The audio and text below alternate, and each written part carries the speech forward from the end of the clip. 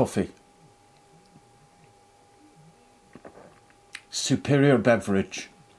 And an awful lot of people agree with that statement, an awful lot don't. Nespresso, a type of coffee. Not my preferred type, but that's irrelevant. 34.5 million people every day drink one of these. Wow. So a lady wanders up to the trade stand and says, I want one of your coffee pod holders. Can you make one for me, please? But I only want one with 2 slots in it. Because we drink decaf, which is another word for wrong, and fully caffeinated, as coffee should be. So they want decaf and decaffeinated. Okay, so I knocked that up, but that's incredibly boring. There's got to be a more attractive way to present coffee pods. So the criteria for this little batch is 2 slots, and they've got to be able to hold 10 pods, which that one will. And I really think you should be able to take the pod out the bottom. And that way you get stock rotation. Coffee pod rotation, as one should do when one is. So, pile of scraps that I'm going to machine down and turn into a number of blanks that I can play with different designs. Got a couple in mind, just to make that a little bit less boring than it is. So I've managed to get 4 blanks out of that pile of scraps, and I've got them all planed, flattened, squared and cut to size. So I'm now ready for layout.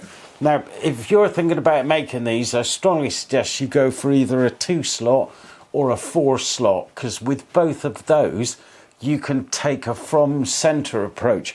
And you'll see what I mean now as I do the layout. So with a 2 or a 4 slot, that means each side's a mirror image of the other. So you've only got to do one layout.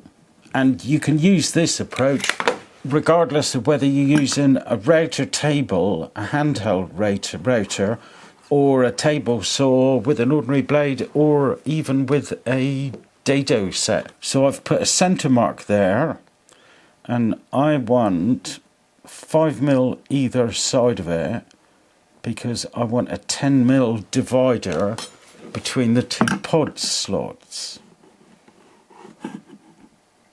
I only need to mark one side, and because I'm using a router table, all I really need to do is to mark the end, but it's easier for you to see if I mark the face here. So I've got my 10mm centerpiece here, which stays, and then I'm going to allow 30mm for the main channel. So the main thing I really want to do now is to cut this 30mm channel out. Now I'm going to go down 14mm, and that's what I want to take out.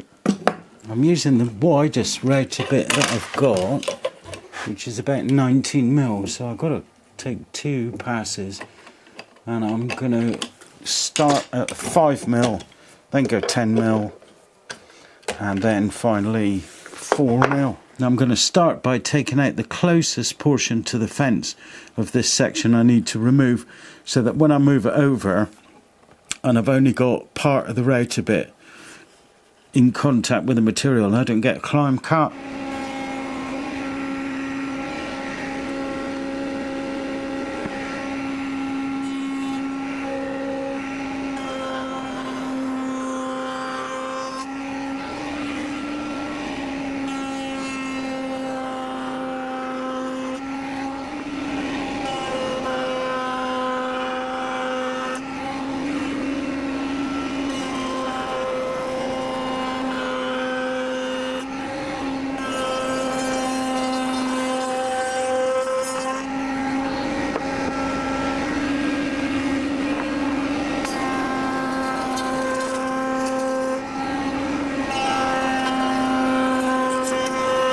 So that's the main bulk of the material removed for the slots that I need to cut.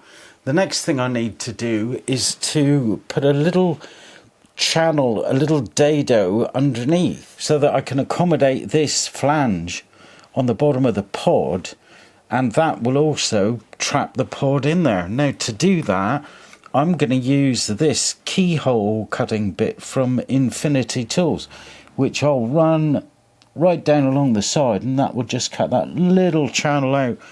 Now I only need it to be 2mm, 3mm, so this bit's going to be absolutely perfect for the job. But just before I do that, I want to put a bevel on these top bits to remove that sharp edge. I only want a little bevel on it, so I'm going to take my trusty Milwaukee router with a 45-degree chamfer bit in it and just run up and down these bits, just so that when this slot is cut, the bearing might just slip in there and foul that edge. So I'll do that job first.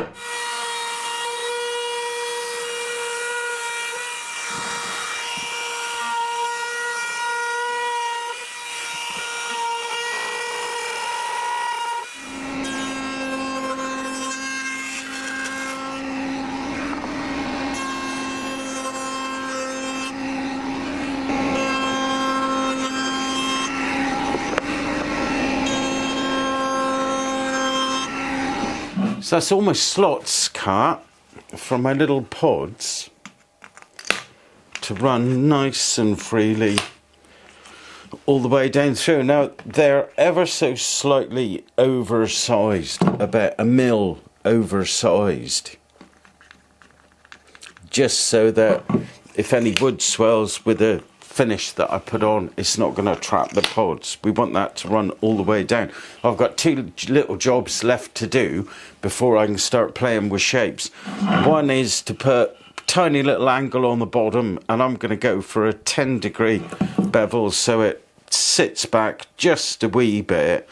And then I need to make a little opening. I'm going to take out the little lips at the bottom here on the router table, just so that I can get a pod out the bottom so that I get proper stock rotation.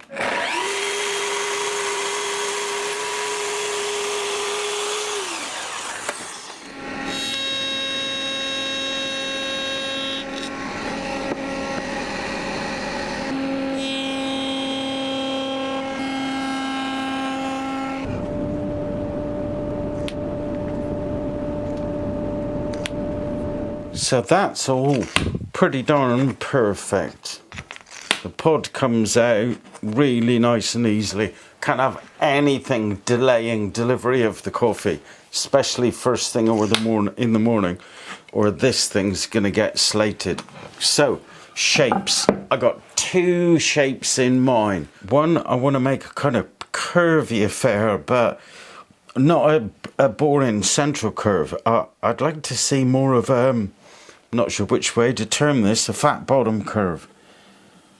So really gentle down there, and then a tighter sort of bell bottom shape. So that's one that I want to do. No idea I'm going to do that yet. And on the other, I want some kind of rhomboidal, if there's such a word. If not, there really should be. What a lovely word. Rhomboidal affair. Kind of a kite type, that sort of thing. So I'm going to approach that one first. It feels like an easier task, probably not going to be. So I want to divide this into 3. 115, 116 would be fairly close. Let's come in 25mm.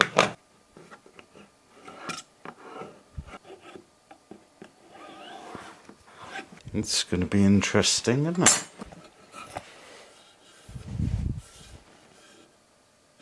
So I want to cut those first, but then I also want to put a bevel on each of those and make it really confusing to the eye, I suppose. So I'm going to use the table saw for these cuts. Feels like the safest and the most efficient way to do it.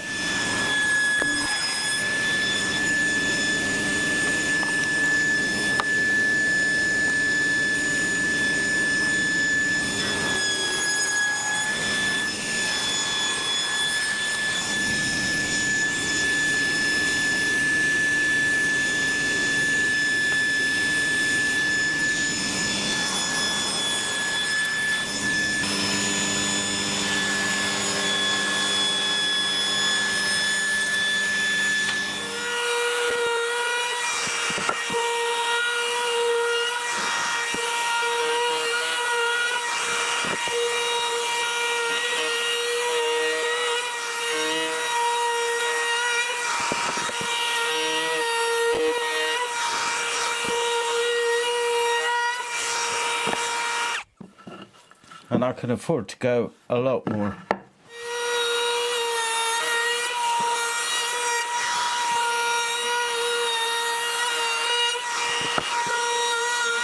So onto the curvy pod holders then. Now I've got this oversized waste piece of ply. So I've marked the length of the workpiece and also the midpoint, not the midpoint, sorry, the point a third up, because I want more of a curve at the bottom if I can. That looks pretty damn good.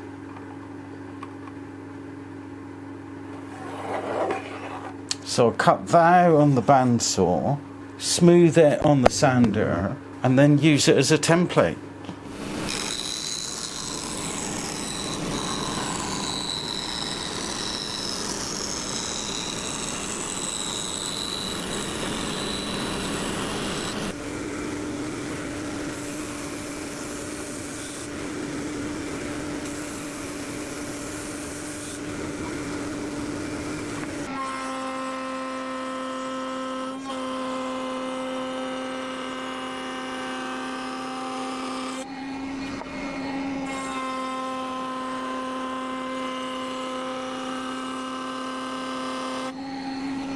So after a highly appropriate coffee, most enjoyable, and many brain things going on in my head, I've come up with this. So this is the piece that you just saw me cut. There's the curve. And what I've done is mounted a little guide piece at the end so that I can butt the square end, the non-10 degree angled end up against that and know that it's in alignment with the jig. And I've also marked the point at which I want the workpiece to project over that very front edge, so that I can guarantee they'll all be in exactly the same place, have exactly the same amount of material removed. So what I'm going to do first is place the piece where I need it to be, mark the curve on the piece, take it to the bandsaw, remove the majority of the waste, and then use the template bit in the router table on top of this template, using, or I should say utilising, the fabulous micro jig clamps, the slots for which you just saw me route.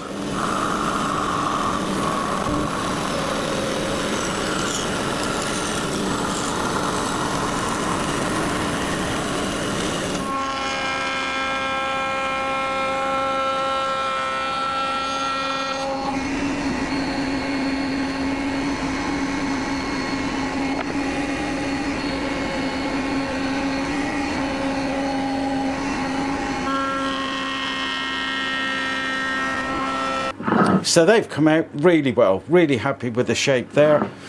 What I also want to do with these is put a bevel on them and take off that sharp edge. I'm not sure if I want to go to that depth or not, so I'm going to play it by ear and make it up as I go along, and start shallow and then just get deeper and deeper until I like the look.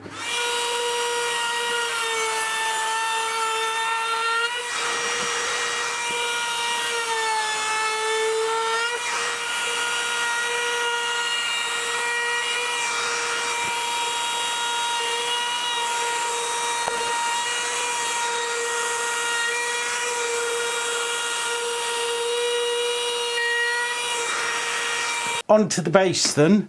I've got this piece of ash that I've just planed up that is ever so slightly wider than the piece itself, and I'm thinking if I were to cut this at no more than 150mm, which might actually be a little large, what I want is for the back to be in line with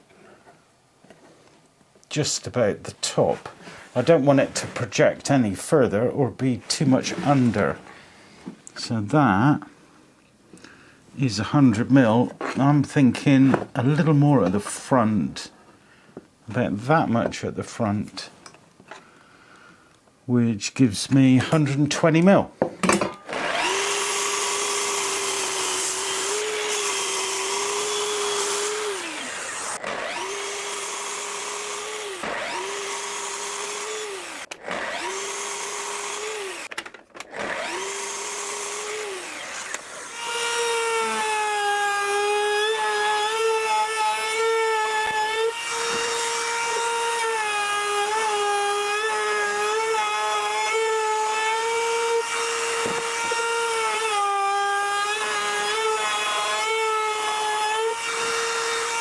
I've got a couple of support rails here that I use for a lot of glue ups when I need to clamp underneath it just to raise it up off of the bench.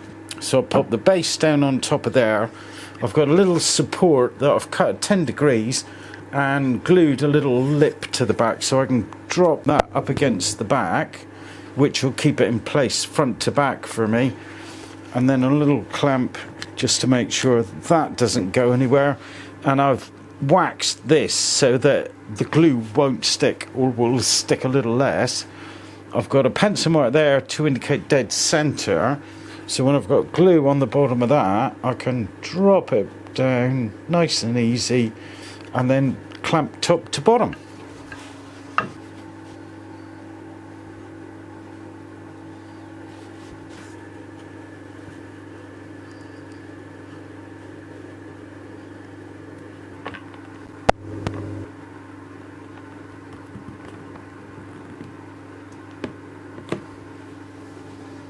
And then I'll come back in an hour or so and deal with any squeeze out. And to finish, oil and beeswax, particular favourite of mine. Quick to apply, quick to really reapply, sorry. Brings out the grain beautifully, hardly any grain swell at all. And of course, completely food safe. Just in case anybody decides to chop a bit of steak or prepare a salad on it.